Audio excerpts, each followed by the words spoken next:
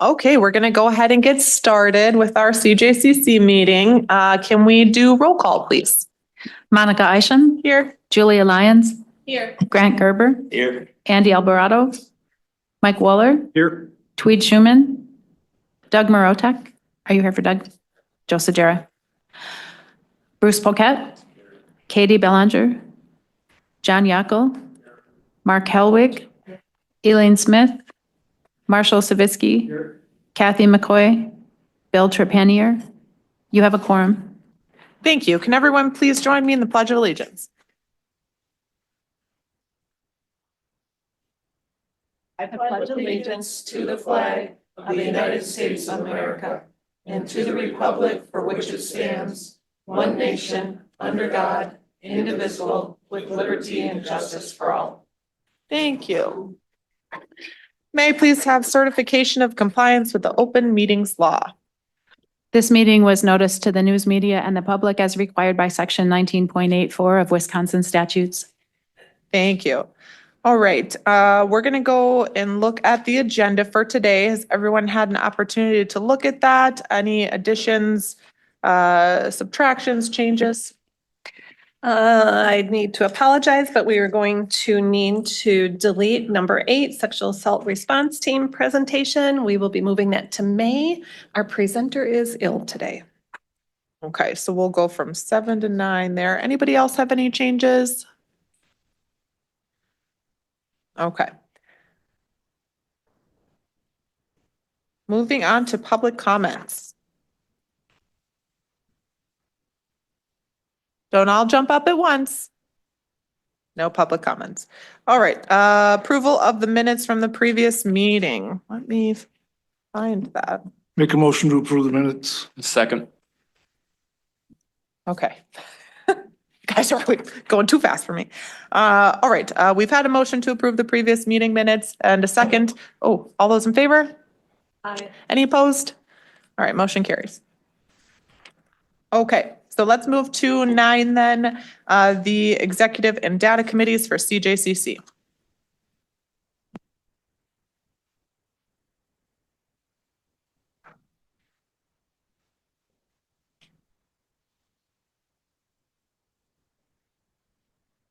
All right, so everybody should have got a handout from Andy. I'm gonna put it up on the screen for anybody that's not in the room here.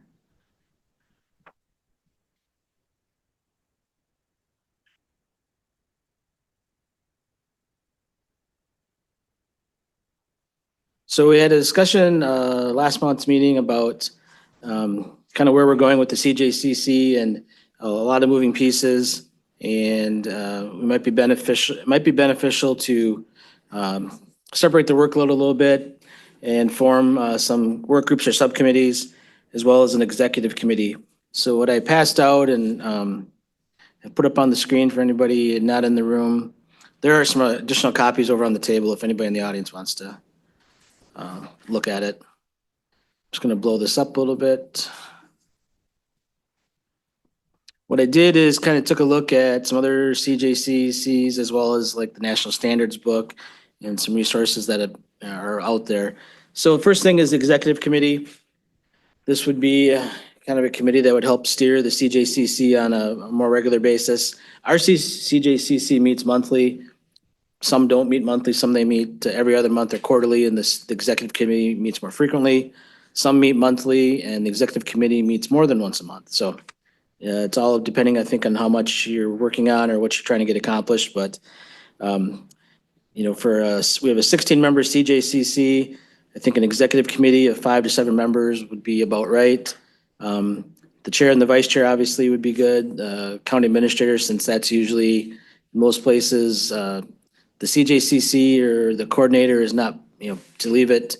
So it doesn't report to any one body within the judicial or law enforcement areas, usually is under administration, often, not always. But the sheriff and then a judge, you know, and to, you know, keep a rotation between a circuit court judge and the LCO tribal judge. Right now, one of our judges is the chair of the CJCC, so you could effectively have 2 judges on there and the district attorney.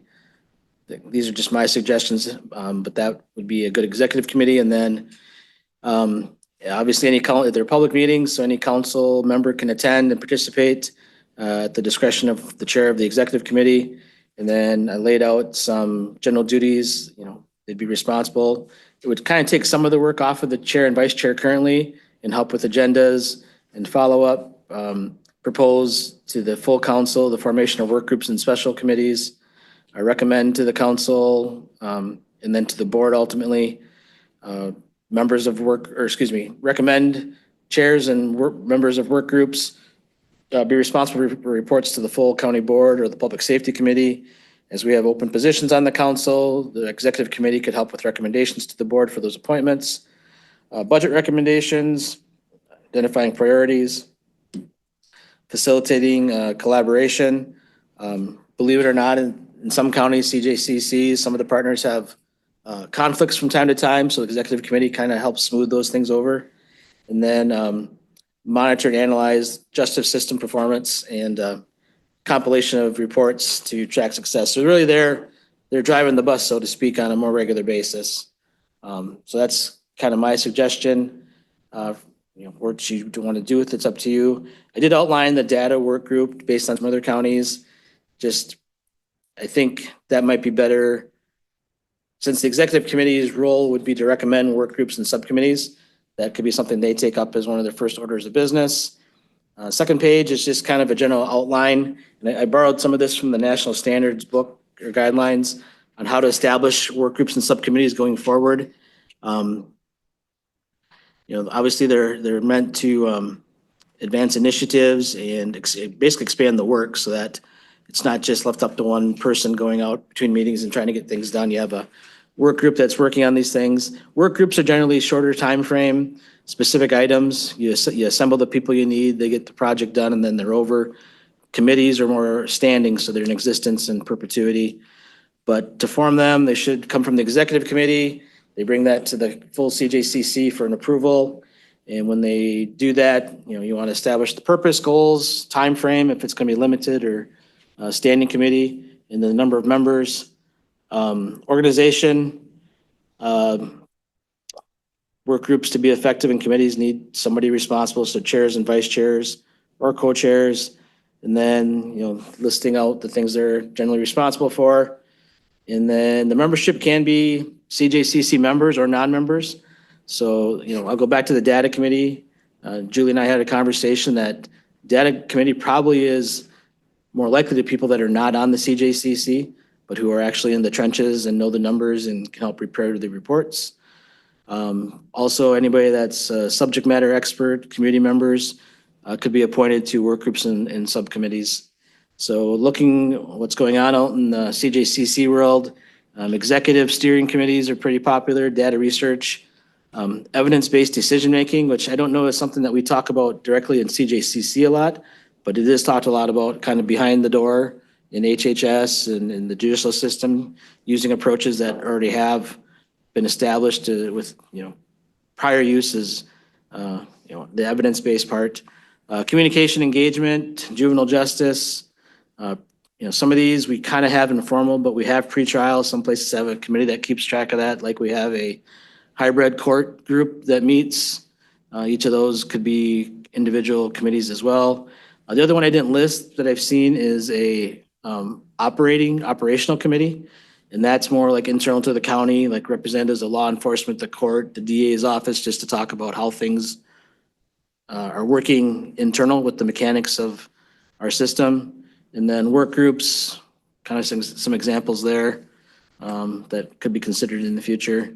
And then the last page I just attached because it was interesting to me as I was out digging around, and it's a rabbit hole. You can go further down, but if you look at CJCCs in Wisconsin or elsewhere, why are they there? What's the purpose? Everybody kind of has a little different spin on what their priorities are. I think sometimes it's fiscal, like you're talking about these things to try to control county budgets or organizational budgets. Sometimes it's a little more organic. But I copied over some of them that I found in the region just for your reading pleasure. The first one I just pulled out of, I said, well, what is Sawyer County's purpose for CJCC? So we do actually have a vision and mission statement in the bylaws. So I put those on there so you can compare. Ours are pretty straightforward.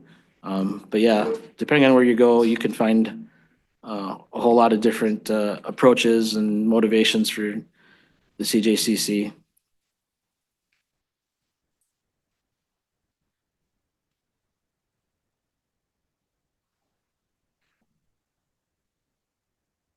Thank you for putting all of this together for us, Sandy. I really appreciate you taking the lead on this and compiling this handout for us and for explaining all of that for all of us here today. Thank you for your time and doing all of that. This is extremely helpful, I think, coming from the discussion that we had about, and just last month about, kind of setting up some committees and work groups. I mean, this is a huge step forward. So thank you for doing all that work. Appreciate it.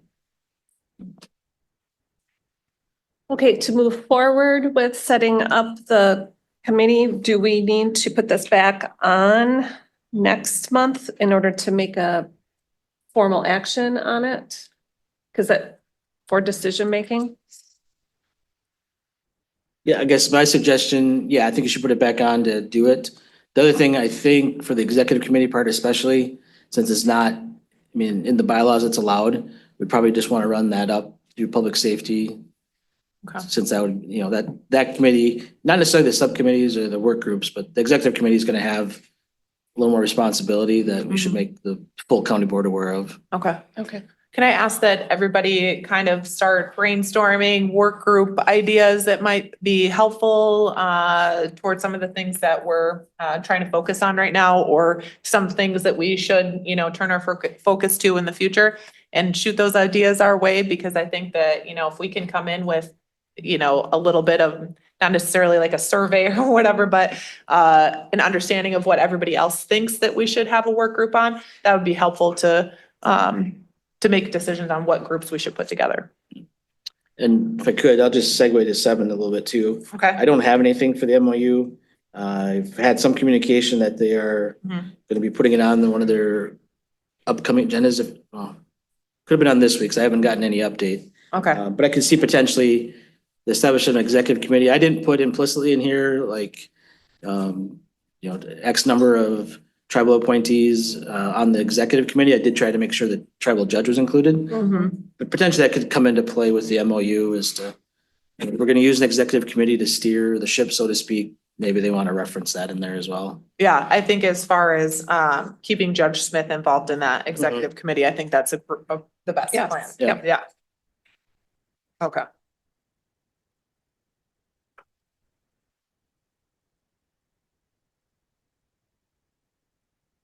And I like the way that you explain the difference between the work group and the committee, because I like the idea of tapping into people outside of the room. All of us are, we're here because we care, because we're putting in this effort, and I really appreciate everybody who shows up, and sometimes just showing up and showing that you care about all the efforts that we're making is enough. And I know you're all doing so much work as it is, but I love the idea of tapping into other people in the community that we might know or might have connections with, or think, hey, they're working on something like this over here. Why don't we see if they can come and present something to our group, or if they would be willing to take on another, project. So if anybody knows anybody who's working on something that they know of in the community, or in even, surrounding communities, that you're like, hey, this county is doing a really great job with this, and reach out and see if that person might be willing to come and talk to us and let us know how they got it done. That would be great. Then I guess my final comment I'll make on this, if that's all right. Yeah. Especially just to the data group and, having work groups specifically, is like looking at the crystal ball of what could happen in the future. And because I know there's CJCCs have gotten to this point.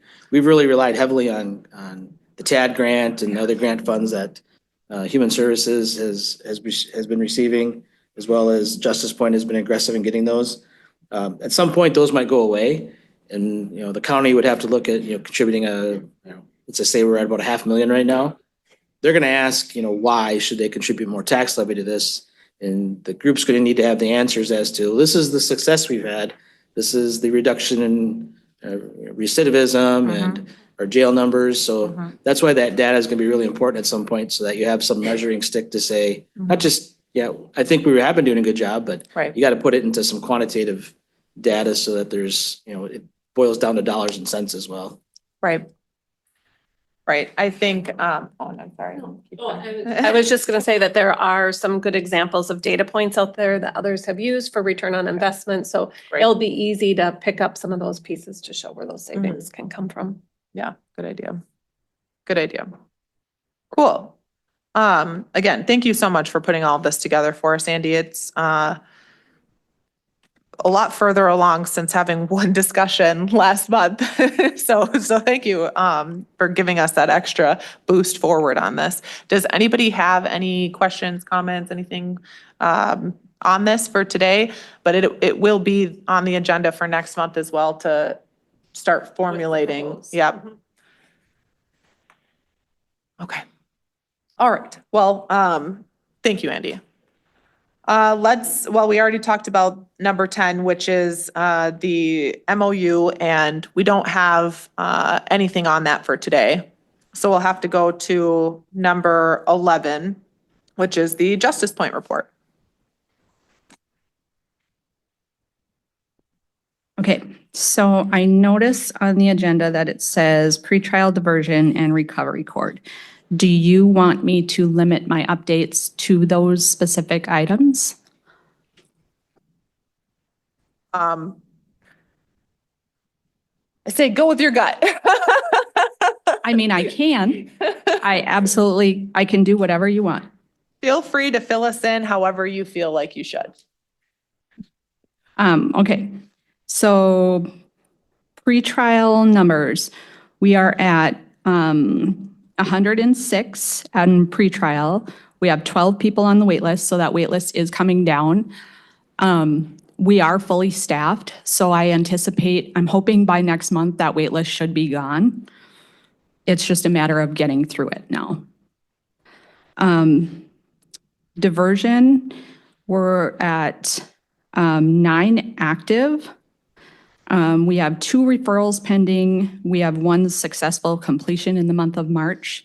Again, because we're fully staffed, we have 1 full-time pretrial diversion case manager, well, actually 2, but 1 is just getting up and running. So I fully anticipate all of those referrals will be able to be followed up on a regular fashion, whereas in the past, it took a long time. We also are working with the district attorney's office to make sure that the referrals have a specific protocol, because sometimes in the past, they would get lost in the shuffle and the individuals who were being referred wouldn't follow up with our office. So now we have a specific time limit that they have to follow up with us. Otherwise, that's going to be on the district attorney's office, how they want to deal with the referral. But if they don't follow up with us, we will let them know they haven't followed up on this referral. Recovery court, there are 9 active. I believe there's 1 termination pending. So we'll see what happens with that.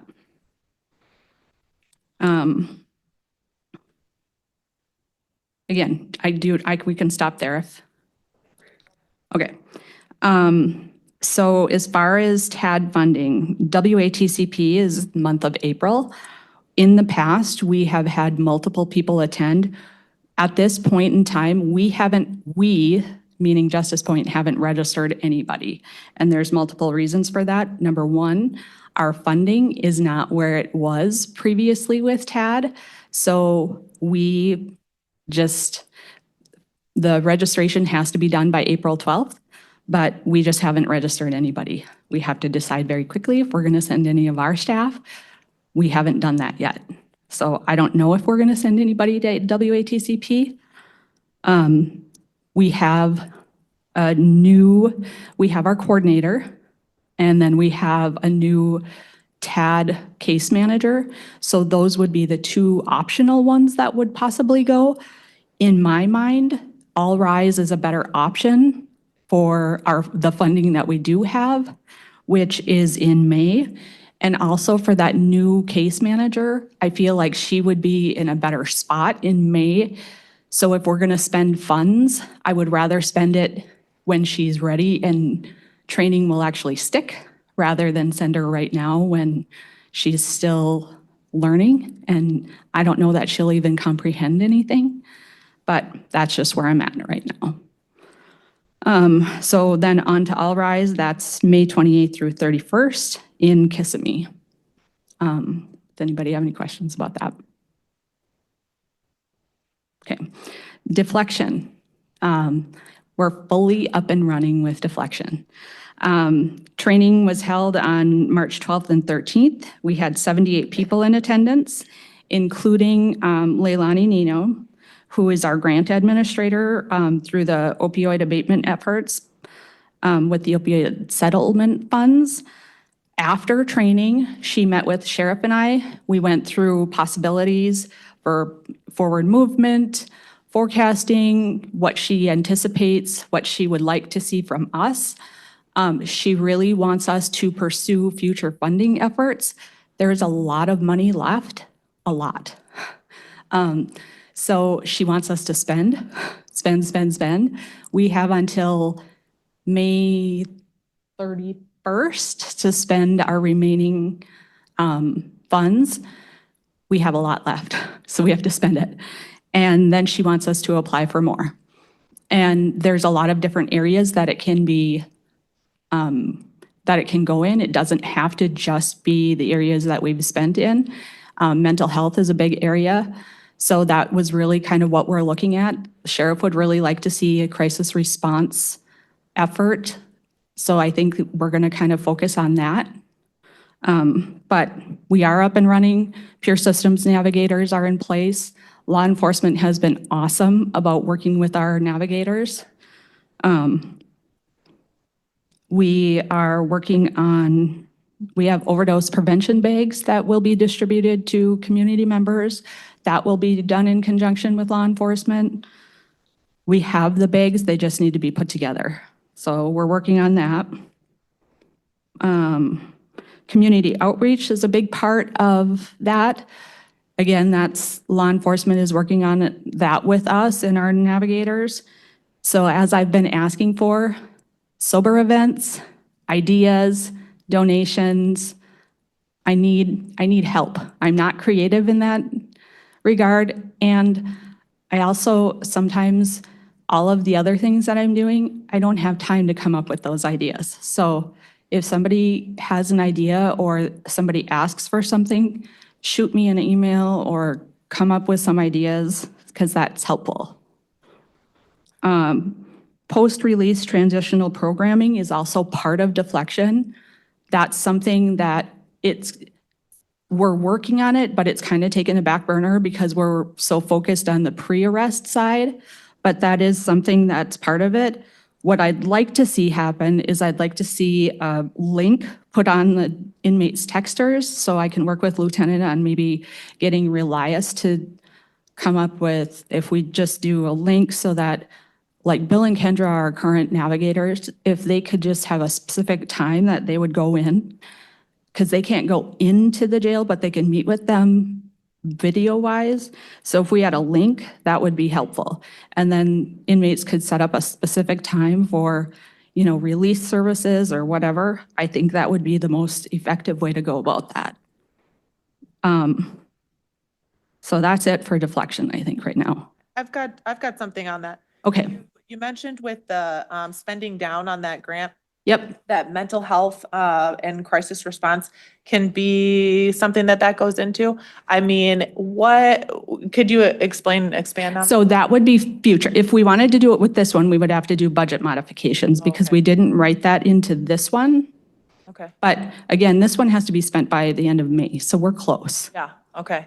Yeah. I mean, I think that is a good place for us to pick up, right? I think I'm not well educated on that or well versed in what that is, but I see every single day that mental health is a huge issue, and we don't really have a lot here to help people. In fact, I would say it's probably a desert for help in that area. And often it gets filtered through avenues that are not helping anybody. Well, we've been dealing with that for a long time. And so all of the programming that we've been putting in place all along, the pretrial, diversion, treatment court, deflection, that has all been leading up to us getting a crisis response team in place, but we had to have that multi-level programming in place. So crisis response has been part of our long-term plan. It's just, it's expensive. So to hear Leilani tell us that there is a lot of funding available was good to hear, but then we also have COSUP available to us, and that's going to be helpful as well. Okay. Yeah, I like to hear that that's an option though, because that is one of the things that I was going to start kind of hitching my wagon to a little bit, because I really do see that on a regular basis as being like one of the major issues that is facing everybody in this community. And I also think that, I mean, it ties everything in together. I mean, you know, drug addiction, trauma is the gateway drug, right? Right. And, you know, we have homelessness. Well, often that ties back to either drug addiction, which then ties back to the mental health issues, or it goes into, I'm spiraling a little bit, but I could literally give probably 24 examples of how everything comes back to this mental health issue Right. and just having a lack of resources in the area. There are times where it's like, man, there is absolutely nothing I can do for you. You know how much that sucks? I really hate to say that, and I really hate to feel that that's all we have to offer is absolutely nothing. Try being a case manager I know. I really have so or a much. law enforcement officer I have so much. You guys are right there in the or a trenches. correctional officer in the jail and you're locking somebody in. Yeah. Yeah, and that puts them at risk. That puts the other inmates at risk. It puts, I mean, it really is a huge issue. And if we can start offering something, it would be great. Any service would be better than, sorry, I got nothing for you. Yeah. Yeah. I know it's frustrating. Yeah. So great. That's good to hear. I'm excited to see what the next path will be for that future budget. But as far as this one goes, I know you'll work your magic and try to find a way. We're trying. It's in the works. Yeah. Awesome. Thank you. Collaboration, right? Okay, so Reaching Rural. So we were approved for $100,000 for Reaching Rural, and our plan for that was to hire a third navigator. We did get, so again, we got the approval letter, we got the contract, we got put on the back burner March 19th. We got that fabulous email stating currently the subawards are with the BJA awaiting review and approval. Considering the heavy lift of reviewing all BJA programs, we unfortunately don't have a time frame on how long this will take. So she did say April 1st, but April 1st came and went, and I haven't heard yet. So I did send her an email on Monday, and I haven't heard back yet. I'm sure she's getting a flurry of emails saying, hey, what do you know? But I'll keep you updated as I hear anything. Building bridges. We went to, and anybody can jump in. Lieutenant was with me, Chief, Julia. We all went to New Mexico in March for site visits. We visited 2 different detention facilities, Santa Fe, Valencia County. I got to tell you, I was really, really jealous when we went because one of them had everything under the sun that you could possibly imagine, way more than we could ever afford. And I was like, why would they bring us here? And it was all county funded. But it was a lot to take in and then something to strive for, even if it's just one part or another. I mean, they had doctors, psychiatrists, nurses, mental health teams. There was a therapist in every single pod in one of the jails, like specific for that pod. It was just crazy. And then like the transitional follow-up community support. Yeah. So, yeah, I know, right? Santa Fe Detention Center. Crazy. Tons of money pouring in. Yeah. Andy, we need more money. all county.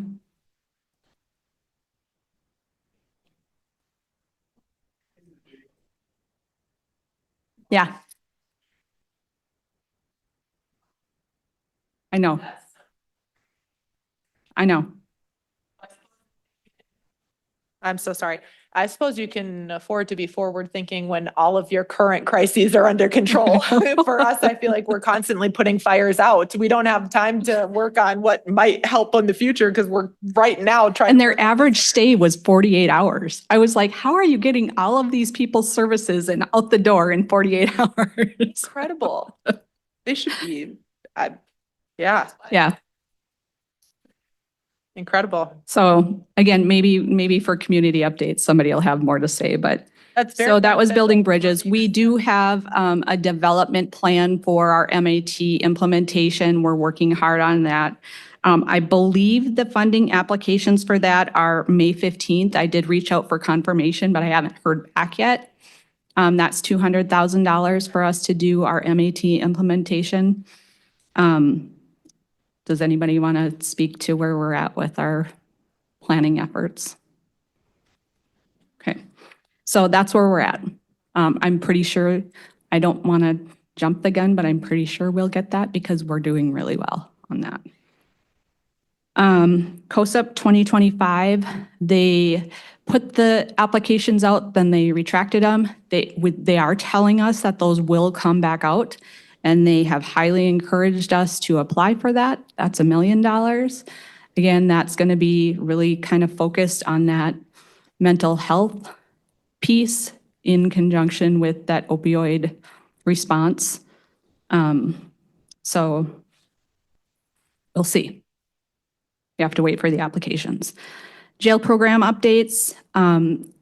Michelle met with two new professional visitors. And as of next Wednesday, we will have Ojibwe language and culture. It will be an 8-week class, and it'll be offered for males and females twice per week. So that's brand new for us. As of our 2024-25 school year, we have 6 GED completers. Also, I will send out a link because the photos are posted on a Facebook page. It's through the Sawyer County Literacy link, but if anybody wants to access the photos, they're available.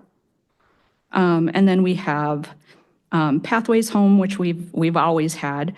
We just ran another Parenting Inside Out class. We had 3 completers with that. That's through UW Extension. We have on-the-job training. That's through Northwest SEP. Sawyer County Literacy with Deb Helquist. Deb has been with us for a long, long time.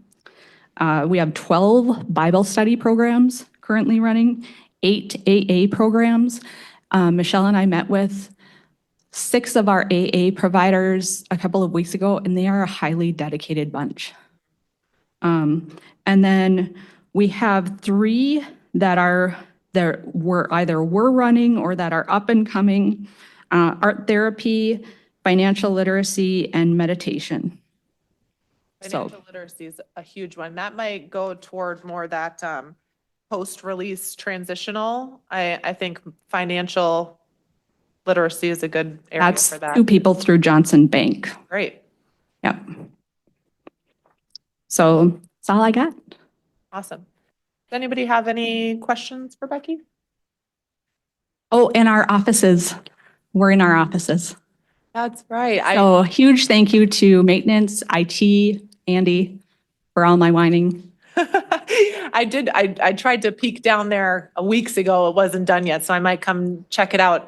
See how it looks. We're still getting situated. Yeah. I mean, it's kind of messy, but I was hoping to, do something once we get fully Oh, cool. situated, but Good idea. it's nice to have separate offices because I can tell you they can all have their appointments at the same time, and it's definitely happening.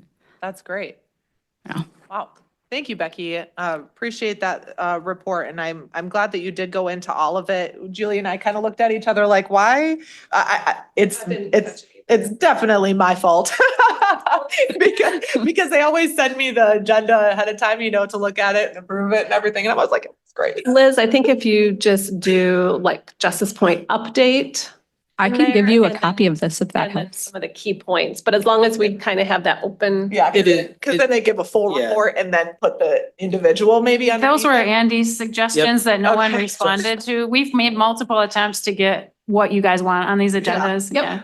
Yeah, But like if we can do. fully on me, guys. No, it could be on me. Like, so I have given Liz for all our committees kind of every month, these are the things that have to be on each agenda, and then you can supplement that. So Mhm. number 11 is intended, like Justice Point report is just for them to report. Right, okay, But we wanted the pretrial and recovery court to be also standard every month. right, So it okay. doesn't mean that's the only thing they can report on, but that means they have to report on Okay, A and B. If you want to put other in standard there. things Okay, on there, you perfect. can add. Oh, okay, okay, She's- then that makes sense. The bold lettering, she can report on anything. Just like blanket report You can and do then blanket. drill more into it. We changed it from CJ coordinator, because they really aren't our coordinator. We don't have a true coordinator here.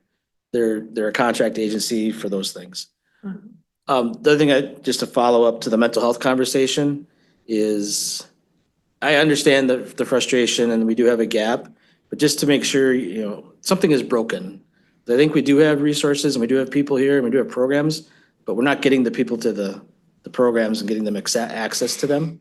I mean, we've got a pretty good solution in the jail right now if you're incarcerated.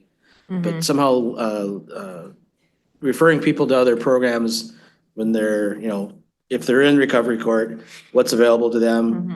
Mhm. Through human services, people are not getting to the programs. There are funds there if they're voluntarily willing to participate. And if those funds will providers will travel into the area to meet with Right. individuals, but something in our system is broken there.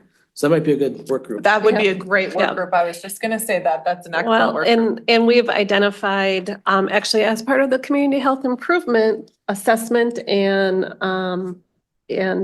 plan is that really there's our resources, but the resources don't know what other resources are there to network, and that'll be part of that plan as well. So I think we're getting in that direction and moving forward. I think it's just in different places that we find people, we don't know how to link them Right, to right. that. Again, we could always use more mental health services in the community, but how do we link them in? And, you know, if they're true mental health, we have CSP, CCS, different things to wrap into as we move forward. And when we move into youth justice, we'll hear more about some of that stuff. This is random, but I did have another idea for a work group. We're completely past that now, but before it leaves my head, we should do like a newsletter or something like that so that we can, or like a pamphlet or something that we can communicate what we're working on, what we're looking for in the community for help, what, just kind of to put that information out there and see if maybe we can't, I don't know, hook some other fish into being involved by putting out there what we're already working on. And I mean, there's so many, I'm impressed by so many things that we're doing, but nobody knows that. And I think it's a good idea to let people know, right? And then maybe they can be encouraged by that and want to be involved. That's cheesy, but I think that it would help. So maybe we should do a newsletter work group or committee, and whoever's good at writing things or putting pictures together, or I don't know who's. Yeah, we're gonna need to find some like social media kid or something that's like really good at that. I don't know. Just an idea. Okay, we'll move on. I'm sure I'll interrupt us again at some point. Jail report update. Thank you. March 2025, we see an average daily population of 51 inmates, 11 of those being females, 40 males. Average probation incarceration was at 16, pre-sentence incarceration was 24, and average sentence incarceration was 11. We currently have 1 on electronic monitoring. The day that this report was generated, we had 47 inmates in-house, 71% unemployment rate.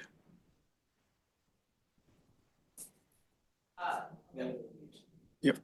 And then there is a third page there. I was asked to provide some arrest data. I provided that from January 1st of 2023 through all of 2024, and you can see the numbers there on the screen. And I think, just to clarify, I think I asked this at public safety, but, so these are not, I'm not sure what the word is. Some of these are like, same person getting arrested multiple times. Correct, yes. Yep. That data work group that I'm anticipating, another good idea for us to look at is the difference in the unemployment rate through the seasons, because that is something that's unique to our area, is that a lot of people are seasonal and a lot of jobs are seasonal, and that, I mean, I see that in recovery court a lot of times. We're asking that people be employed, and it's really hard to, you know, ask for people to be employed when there's, you know, it's the middle of dead of winter, you know, and there's just nothing out there for, you know, people who are going through recovery. So it's, that might be something to look at and see what makes us unique as a county, see if that's, can be quantified. Does anybody have any questions, or anything else on the jail report? Keep doing that. Just leave it on. You can listen to me chew my gum. All right, public health report. Joyce is gonna report out for us. Thank you. So my report is actually a perfect example of how our life changes in a matter of weeks. So if you look at the peer recovery notes, I had put on there that we'd be hiring new peers because both peers had to leave due to personal reasons, but one has been able to straighten things out, so she will actually be back. So we will have at least the one and be looking at hiring a second one. The work in progress, I have completed the jail interviews and surveys that I started back when we started the fentanyl program. And I would like permission in June to give you a report of the information that we were able to gather from those surveys. The last thing is the vaping education program that we did. We presented to almost 1,000 students, and I gave you a handout. This flyer is actually going to be pushed out through the schools. We're hoping that they will agree to send it out through their email system so all parents get it. But you can see this is a survey that we gave to the kids before the education. And these surveys were given to Hayward, LCO, and Winter Schools. If you look at when they first vaped, I mean, you can see the average, you know, the biggest average is 11 to 13. But I think a real concern should be that 5 to 10 years old is 20%. That's a little concerning. If you look at what's in your vape, you can see that 2% answered meth. The 18% that's just flavoring, we're hoping now that they've had the education, they realize that it's not just flavoring and that it's actually a whole bunch of nicotine. Their reason for starting to vape, when you look at peer pressure at that higher number, I wouldn't say, yes, they have peer pressure, but really a lot of them started because a sibling had it, an older friend, or parents. So when they say peer pressure, that is definitely a component about it. Another thing of concern is how many times a day do you vape? You can see that we have 27% of kids that are vaping more than 20 times a day. And how vaping has affected your life. We wanted those answers to see what kids would say, how it is affecting them. And for me, I expected number one to be that I spend the most money on my vapes, but it actually ended up being that they're having a hard time breathing. So that was interesting. We asked them what the punishment should be, and they're kind of pretty similar. 62% want to quit. We did give them, there are flyers in the schools with several different resources. There's texting programs for teens, there's places you can call, there's online in order to quit. So those posters are hanging up all over the school. We also did a billboard contest that I think I talked to you about. The due date on that is towards the end of this month, so we'll see if we get enough to actually have a contest, but fingers crossed. And then on the back side of it, we gave information and that's why we're hoping they'll push this out via email to the parents. So the information on the back is some of the information that we taught the kids, but that we don't think parents know. You know, especially like signs that you are addicted. I think or hope a lot of parents know the harms. But the feedback that I got after presenting this from both kids and adults was the biggest surprise to them was that there's absolutely no water vapor in a vape. A lot of people think that it is. So by explaining to them that it was initially called an e-cigarette for a reason, and they made it a vape so that it sounds more acceptable, makes it seem safer. And that really seemed to resonate with them. So any questions? All right, thank you. Mostly just shock, I guess. Yeah. Yep, excellent work on this. I love the imagery on here too, especially because if this is going out to families and kids, it's easier to explain it with the graphs and the images that you used on here. That's fantastic. So I'm going to do a call out on this one because part of our opioid settlement funds goes to help with, we use Finden for marketing and communications. We would never be able to get this kind of stuff done internally. So this and stuff we do with our billboards and all kinds of stuff that gets pushed out there is because of the opioid settlement fund. Wow. How many responses did he get? It was just under 400, so. Students and parents and No, teachers? just or students, just students? and it was just under 400. Winter and LCO did all of their middle and high school students. Hayward sent out an opt-out form to all of the parents, so if that, or an opt-in, I'm sorry. If the form did not come back, they were not allowed to participate in the survey. So we actually had a lower number from Hayward School. Parents had to approve them to be able to take the survey, so. Yeah. Probably those that are more proactive in signing off and getting things done are the ones that took the survey. I have a question, it's just so maybe I can sleep better at night. The math, like, so you said you had under 400 surveys, the age when first vape adds up to 100%. So No, so it's of the kids that said they had vaped or tried to Yes, vape, good. yes. So how many have not vaped? Like how many of the 400-ish surveys have half vaped? No, well, okay, so that's where it gets a little muddy. So several of, the reason I didn't put on there, this is the percentage that said they vaped, right? Is because you could tell from the answers that they weren't being truthful. Okay. So in one question, if you asked, do you vape? Maybe 15 say yes. But then when you ask, do you want to quit? 42 say yes. And so they aren't being truthful throughout it. So I finally decided not to put a number because we really can't determine, there's not a strong number in there to say. I would say that, national statistics are that 20% of kids in school vape. I would say we're at least at that number. I mean, really, this number you didn't talk about, vapes confiscated at Hayward LCO and Winter School. 41 vapes have been confiscated in 23 to 24, 20 vapes in 24 to 25 so far. Yeah.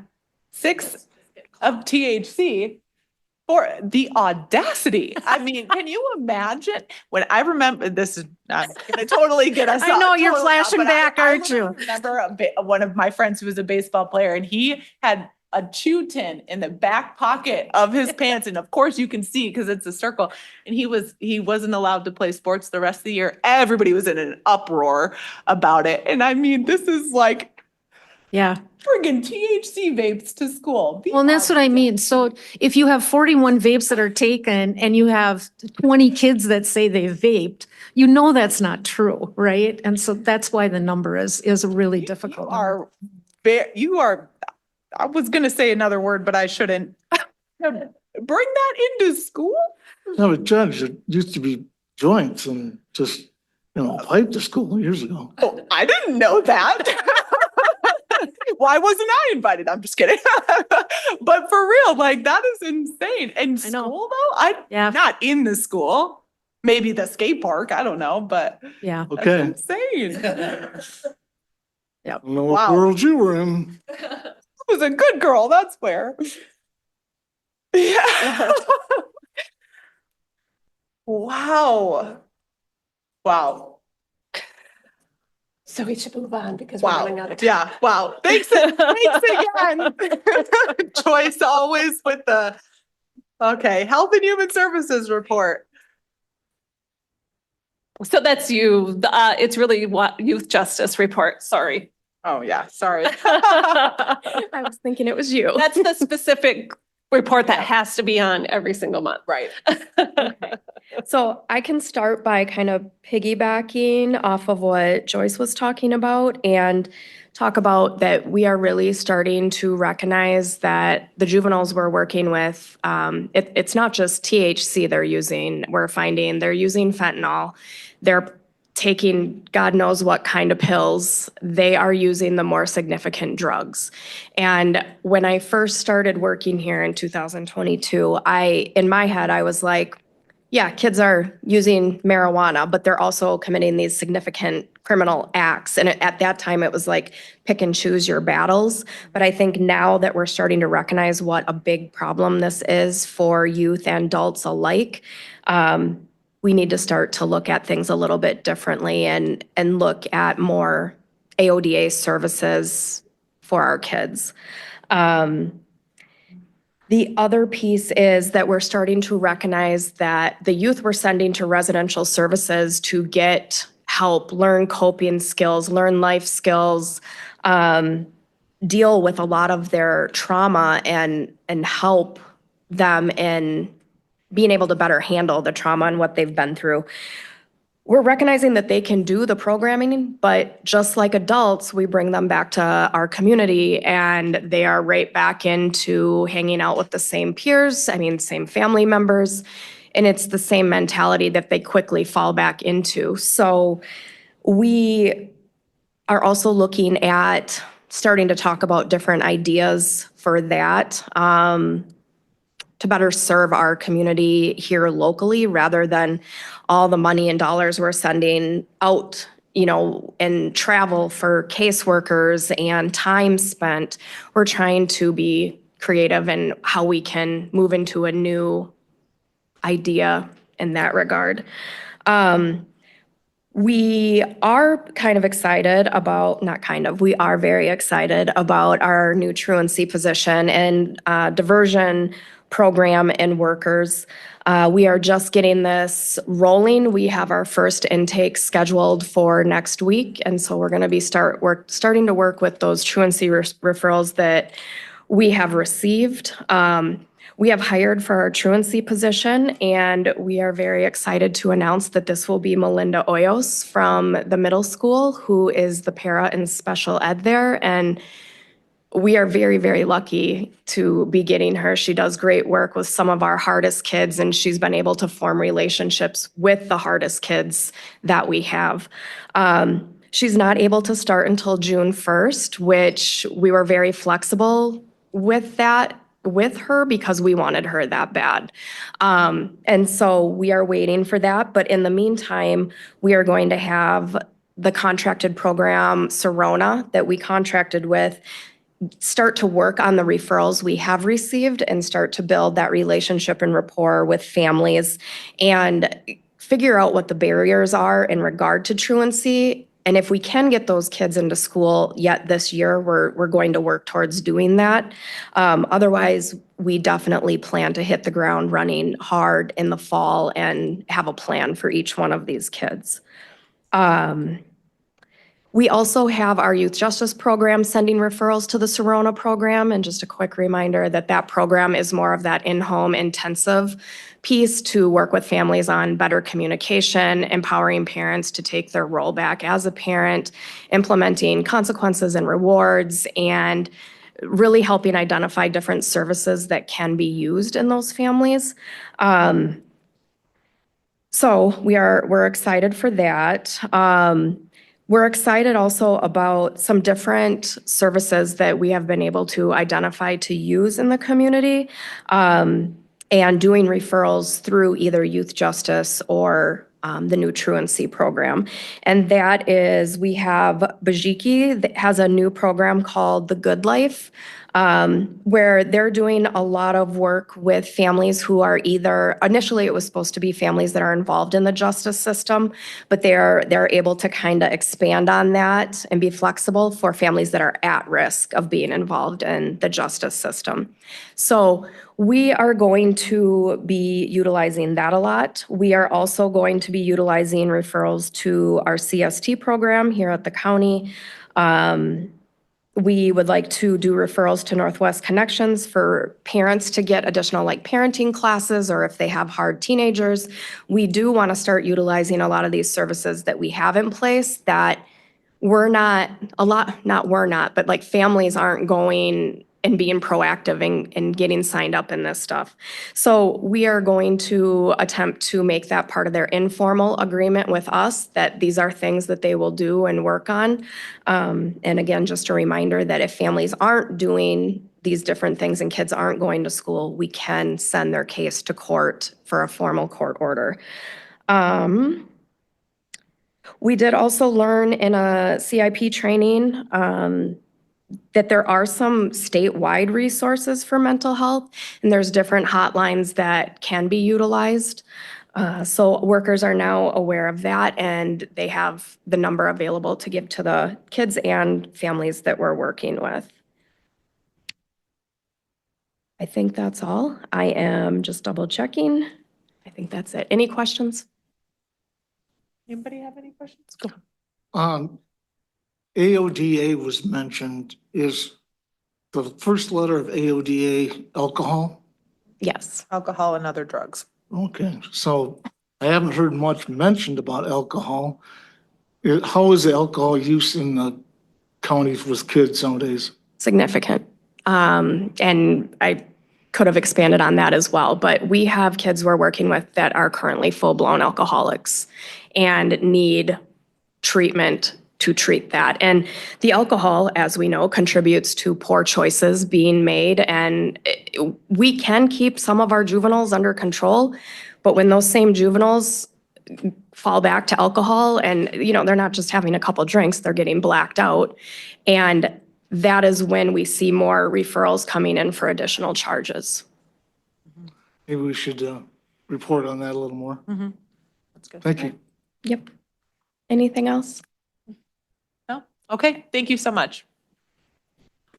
All right, community services updates. I just had Dave Dixon here from Timber Bay that was gonna give us a update. Come on up, Dave.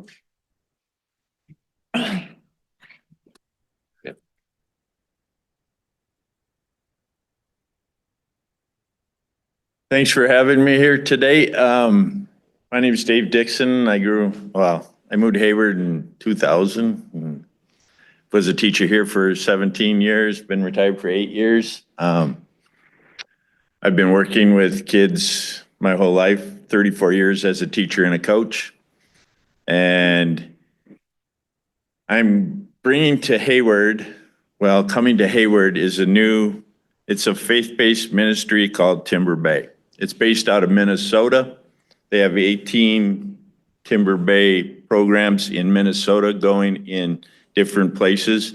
A real interesting beginning to it. I'll give you a quick startup thing. A DA in downtown Minneapolis 50 years ago, literally 50 years ago, they just had their 50th anniversary, got tired of seeing the same kids over and over and over, coming through the system over and over again. So him and one of his colleagues got together and decided, well, let's try this. They took their 6 worst kids that they could find, got permission from their parents, took them to the Boundary Waters for a week, and started to develop a relationship with them, develop some trust with them, and then mentored those guys through life as they went through life. And make a long story short, it was very successful and really helped those kids obviously to stay out of trouble.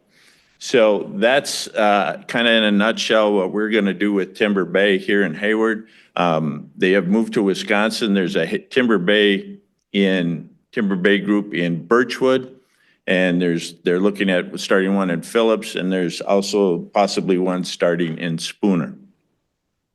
So the whole object behind it, I'll give you a kind of our blueprint or the idea how it's all works out is people refer at-risk kids to Timber Bay, to us, and we take those kids, we meet with their parents, get them permissions to take them on outdoor adventure type of activities, develop a relationship with them, mentor them, and help them thrive and overcome the at-risk things that they have. So that's the nutshell of the whole program. And again, it is faith-based, and it's all run by donations from the different people in our community. We just started up and we almost have a third of our budget already set for the year from different people. There's a website there if you want to read it. It's a pretty good read as far as how it all started and the mission behind it and everything else. So what our hope is to come is starting this ministry or this program in Hayward is to help kids overcome their at-risk things. And it's just another option available to the kids. We are off to a really good start. If you're familiar with the House of Hope, that runs right over here next to the Spider Lake Church. The next building over was purchased by Timber Bay, or is going to be the Timber Bay House. And we're calling it the Harbor. It's supposed to be a place where kids can come, any kids come and feel safe, feel like they can get a good meal and be a part of the program, and then get involved in doing our trips and stuff. So a basic week, hopefully when we're up and running, we're going to try to start going in May, is that we have every Monday night, we have a group of people from local churches that come in and pray there. And then we're going to have open houses on Tuesday night for people such as yourself to come see the house, see what's happening. And then Wednesday after school, like 4:30 to 6 is going to be our time where we're going to try to meet with kids and start developing those relationships. And then I went ahead and got a permit for the Boundary Waters for the summer, hoping that that's going to happen also. So I have a lot of experience. That trip will be my 96th trip in the Boundary Waters. So that it's a good fit for me because I love kids. I've worked with kids my whole life, and I have a lot of outdoor education things. And so it kind of meets nice together for me. And I've seen kids, and I've experienced. I taught the outdoor ed classes at the high school here when I was a teacher. But I've seen kids go into the wilderness and come back different. Okay, it takes them out of their comfort zone, out of what they're leaning on and everything else, and breaks down a lot of walls, and you can really develop meaningful relationships with those kids during that, and trust and mentorship type thing. So our whole goal is to mentor them for their entire life. It's a middle school. Hopefully we start with kids in the middle school, and we're going to start with high school kids too. But as the middle school kids go through it year after year and then graduate, move away, it'll have the effect that we're hoping that'll have. So. This is fantastic. I love this idea, and I'm also relieved that Mr. Dixon was not here to just say that I was not in fact a good girl in high school. You won't go there, but. But that's awesome. I think this is a great idea. And actually the Boys and Girls Club has two different groups. One was called Images, and that was the girls kind of group. Yep. And then one was called Teen versus Wild, and that was the boy group. And that was kind of what they were trying to do. And over the years, they lost funding and lost the ability to have that. So this is a great idea. So I'm not looking for funding or anything. I'm just wanted to let you know that we're going to be here. On that sheet you got, one of the sheets. You can look at the brochure, but on that sheet that you have is my email address is on there, and the website's on there, and also my personal phone number's on there. So if you have any questions that you have about it, I put out a weekly newsletter to tell exactly what we're doing, where we're going, trips we're taking. Our goal is to take 12 trips, one a month, and also do once a month community service with the kids too. Awesome. So hopefully you train them to give back to the community too. So if you'd like to get the newsletter, that would be great. There's no obligations or anything as far as supporting us, but it's just an information thing. Just email me, either of those email sites, and I'll send that to you every week. And it would be great to have you on board. So any quick questions? Or our first open house is going to be the 22nd. April 22nd? It's a Tuesday. And it'll be right over there after you're done with work, all you gotta do is walk right across, or and we'll be right there. So, again, the house is coming together great. People have been donating tons of stuff. And we started with an empty house that a group bought for us from the Catholic Church. They bought that house for us.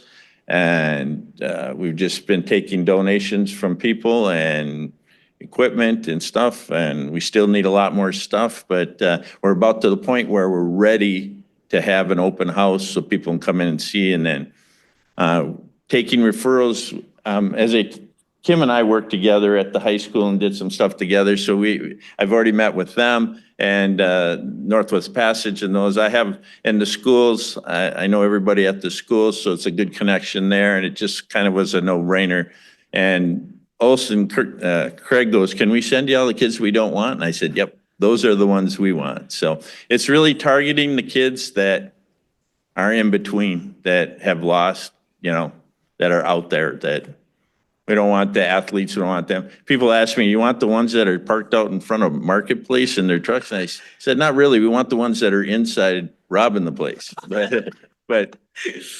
But that's, Can you elaborate just on, are there any key things that you're looking for donation for the house right now? yeah, it's not a very big house if you go buy it, and we anticipate, because there's a lot of kids that fall into this category as well as that we're gonna have quite a few kids. So we're in the process of, we're going to change the garage into another room. So we're gonna have to panel it, and we're gonna have to insulate it, heat it, and everything else, and make it bigger. And then we also gonna have a shed out back so that we can take all the stuff that's in the garage and put it in there and have that place as a meeting game room type of thing. That's one big need. We're also looking for transportation with a van. And again, if you're interested in any part of that, donations or part of that, please just contact me and I'll send you all the information we got and send you everything. Our newsletter goes out once a week on like Monday or Tuesday, and it's all by email. So the other thing, we're going to put up a basketball court over there behind. We have a nice big spot back there for the kids. As another thing that we're looking at doing for financing too. Actually, we're 9 months of our 12 months are already financed by people that have stepped up and said, we want to finance you for a month. So yeah. And outdoor ed equipment, snowshoes, skis, all those different type of things too. Thank you so much, Mr. Yep. Dixon. Appreciate you coming down and your time. This is awesome. Thank you if you ever have any other questions, just call me or whatever, and any way I can help the kids at Hayward, so. Thank you. Appreciate it. Grant, did you have anything else? Okay. All right. I'm sorry, guys. Let's go to outside committee updates. Does anyone have anything? Okay, correspondence, reports, conferences and meetings. And future agenda items. We'll need to put that MOU back on the agenda. Hopefully we can get some kind of update on that for next time. Otherwise, does anyone have anything else? The sexual assault response team presentation Yep, and and the that too. executive committee. And then also, Joyce asked for the June, meeting for that, survey report. I think that's it. Yep. Okay. That's what I had too. All right. Thank you, guys. I'm sorry we ran a little bit long today, but I appreciate everybody's time and everybody showing up. We'll be adjourned.